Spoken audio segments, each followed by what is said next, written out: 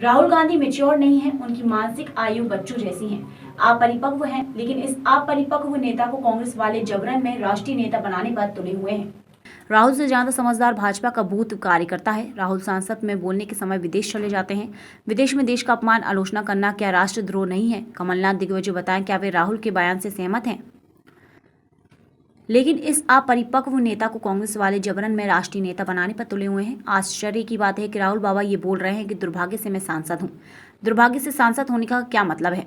क्या ये संसद का अपमान नहीं है? संसद में भेजने वाली जनता का अपमान नहीं है? क्या ये भारत के लोकतंत्र का अपमान नहीं है? इन्होंने लोकतंत्र के पवित्र मंदिर का अपमान किया है। इन्होंने भारत के संविधान का अपमान किया है। उन्होंने जनता की आस्था और विश्वास पर चोट की है। अजीब नेता हैं ये। जब सांसद में बोलना चाहिए तो विदेश भाग जाते हैं, कई बार बिना बताए भी गायब हो जाते हैं। वो विदेश में जाकर देश की आलोचना करते हैं। प्रधानमंत्री के विरोध में ऐसे अंधे हो गए हैं कि देश का विरोध करते हैं। राहुल गांधी, आप देश के बाहर देश के बारे में जो बात बोलते हैं वो देशद्रोह की सीमा में नहीं आता। क्या वे आपकी राष्ट्रभक्ति है? टेक। क्या ये आपकी राष्ट्रभक्ति है? कमलनाथ, दिग्विजय ऐसे नेताओं के जवाब को देना चाहिए। टेक। क्या ये आपकी राष्ट्रभक्ति है? कमलनाथ और दिग्विजय सिंह जैसे नेताओं को जवाब देना चाहिए। क्या वो राहुल गांधी के इन बयानों से सहमत हैं? क्या मतलब है ऐसे बयानों का? राहुल गांधी से समझदार हमारे बूथ का एक कार्यकर्ता होता है। इसलिए दुर्भाग्यपूर्ण है कि ऐसे नेता को राष्ट्रीय नेता बनाने की जिद पर अड़ी हुई है कांग्रेस। ये कांग्रेस का दुर्भाग्य तो ही है। टेक। ये कांग्रेस का दुर्भाग्य तो है ही। अबे टेक। ये कांग्रेस का दुर्भाग्य तो है ही, लेकिन कांग्रेस के दुर्भाग्य को विदेश का दुर्भाग्य बनाने पर ना तुलें। राहुल गांधी मैच्योर नहीं है, उनकी मानसिक आयु बच्चों जैसी है, अपरिपक्व हैं। लेकिन इस अपरिपक्व नेता को कांग्रेस वाले जबरन में राष्ट्रीय नेता बनाने पर तुले हुए हैं। आश्चर्य की बात है कि राहुल बाबा ये बोल रहे हैं कि दुर्भाग्य से मैं सांसद हूं। दुर्भाग्य से सांसद होने का क्या मतलब है? कि यह संसद का अपमान नहीं है? क्या संसद में भेजने वाली जनता का अपमान नहीं है? क्या यह भारत के लोकतंत्र का अपमान नहीं है? उन्हें लोकतंत्र के पवित्र मंदिर का अपमान किया है। उन्होंने भारत के संविधान का अपमान किया है। उन्हें जनता की आस्था और विश्वास पर चोट की है। अजीब नेता है ये। जब संसद में बोलना चाहिए तो विदेश भाग जाते हैं, कई बार बिना बताए भी गायब हो जाते हैं और विदेश में जाके देश की आलोचना करते हैं। प्रधानमंत्री जी के विरोध में ऐसे अंधे हो गए कि देश का विरोध करते हैं। क्या राहुल गांधी जी, आप देश के बाहर देश के बारे में जो बातें बोलते हैं वो देशद्रोह की सीमा में नहीं आता? क्या ये आपकी राष्ट्रभक्ति है? कमलनाथ जी और दिग्विजय सिंह जी जैसे नेताओं को जवाब देना चाहिए। क्या वह राहुल गांधी के इन बयानों से सहमत है? क्या मतलब है ऐसे बयानों का? अरे राहुल गांधी से ज्यादा समझदार तो हमारे बूथ का एक कार्यकर्ता भी होता है। इसलिए दुर्भाग्यपूर्ण है कि ऐसे नेता को राष्ट्रीय नेता बनाने की जिद पे अड़ी हुई है कांग्रेस। ये कांग्रेस का दुर्भाग्य तो है ही, लेकिन कांग्रेस के दुर्भाग्य को वो देश का दुर्भाग्य बनाने पर ना तुले।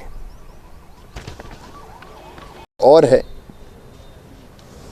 रतलाम जिले के थाना जावर के अंतर्गत सामुदायिक पुलिसिंग के क्षेत्र में जन सहयोग से एक उत्कृष्ट सीसीटीवी नेटवर्क स्थापित किया है। इस नेटवर्क में अब तक 40 स्थानों में 98 सीसीटीवी कैमरे स्थापित किए गए हैं। मैं जावरा पुलिस को बधाई देता हूं, जनता को बधाई देता हूं। जावरा पुलिस की पहल पर स्थानीय भाई बहनों ने जावरा जन सहयोग समिति का गठन किया। इस समिति में 6 स्थानीय सदस्य एवं सीएसपी जावरा और एसडीएम जावरा भी पदेन सदस्य है और 229 दानदाताओं से कुल 33 लाख रुपए की राशि इसके लिए इकट्ठा की गई है और उसी राशि से ये सीसीटीवी नेटवर्क स्थापित किया गया है। अति संवेदनशील 40 स्थानों में लगाए गए इन कैमरों से स्थानीय जनता को सुरक्षा भी मिलेगी, आत्मनिर्भरता का भाव भी जागृत होगा। मैं जावरा पुलिस को और जनता को बधाई देता हूं। राहुल गांधी के कल प्राकृतिक आपदा के कारण दतिया, ग्वालियर, अशोकनगर के कुछ गांवों में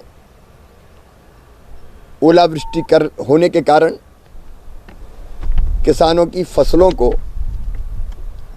प्रथमतः दतिया जिले में 10 से 12 गांव, ग्वालियर जिले में 8-10 गांव और अशोकनगर जिले में भी 5-7 गांव में फसलों को नुकसान हुआ है। मैं अपने किसान भाइयों को आश्वस्त करता हूं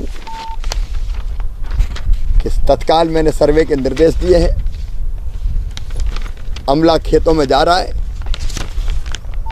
वो प्रॉपर सर्वे करेगा और सर्वे करके राहत की राशि हमारे किसान भाई और बहनों को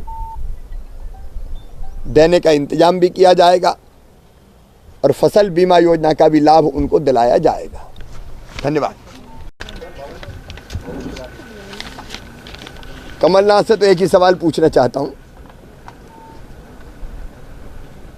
कि उन्होंने पैसा एक्ट लागू करने का वचन दिया था, 1.25 साल में पैसा लागू नहीं किया। भारतीय जनता पार्टी ने पैसा लागू कर दिया है और अब हम पैसा के नियम बना चुके हैं, नियमों को लेकर गांव-गांव जा रहे हैं, समितियां बन रही है और पैसा का लाभ जनता को मिले इस काम में जुटे हुए हैं। कमलनाथ जी, आपने पैसा लागू क्यों नहीं किया? हमारे यशस्वी प्रधानमंत्री नरेंद्र मोदी जी को हृदय से धन्यवाद देना चाहता हूं। पीएम मित्र मेगा टेक्सटाइल परियोजना को मंजूरी देकर उन्होंने टेक्सटाइल इंडस्ट्री को एक नई मजबूती दी है, नई ताकत दी है। मध्य प्रदेश के धार जिले में पीएम मित्र मेगा टेक्सटाइल पार्क बनाया जाएगा और पीएम मित्र मेगा टेक्सटाइल पार्क टेक्सटाइल के क्षेत्र में मध्य प्रदेश को और तेजी से आगे ले जाएगा। इस पार्क से चंदेरी महेश्वरी साड़ियों की अद्वितीय धरोहर वाले मध्य प्रदेश के वस्त्रों को नवीन विस्तार भी प्राप्त होगा और टेक्सटाइल इंडस्ट्री जो पहले से ही मध्य प्रदेश में बहुत तेजी से और आ रही है, देश के हर हिस्से से आ रही है, और ज़्यादा निवेश होगा, रोजगार के नए अवसर बढ़ेंगे और विशेषकर बहनों को रोजगार मिलता, बेटियों को रोजगार मिलता टेक्सटाइल इंडस्ट्री में। प्रधानमंत्री जी के 5F विजन से ये योजना प्रेरित है। फार्म से फाइबर, फाइबर से फैक्ट्री, फैक्ट्री से फैशन, फैशन से फॉरेन तक। मैं प्रधानमंत्री जी को इसके लिए हृदय से धन्यवाद देता हूं। फैसला किया मुख्यमंत्री कन्या विवाह की राशि पहले 50,000 रुपये सामग्री खरीद के देते थे बेटियों को और 6,000 रुपया आयोजन पर खर्च होते हैं। अब हमने तय किया है कि सामग्री क्यों खरीदें, फिर सामग्री खरीदने में शिकायतें भी आती हैं, इसलिए अब ये फैसला किया है कि 50,000 रुपया सीधे बेटी के खाते में डाले जाएंगे सीधे बेटी के अकाउंट तक पहुंचे, इसका इंतजाम किया जाएगा। 6,000 रुपया आयोजन पर खर्च होते रहेंगे और बेटी जो जरूरी चीज समझेगी वो खरीदेगी, पैसा उसके पास होगा तो। इसलिए राशि अब सीधे बेटी के पास ही जाएगी।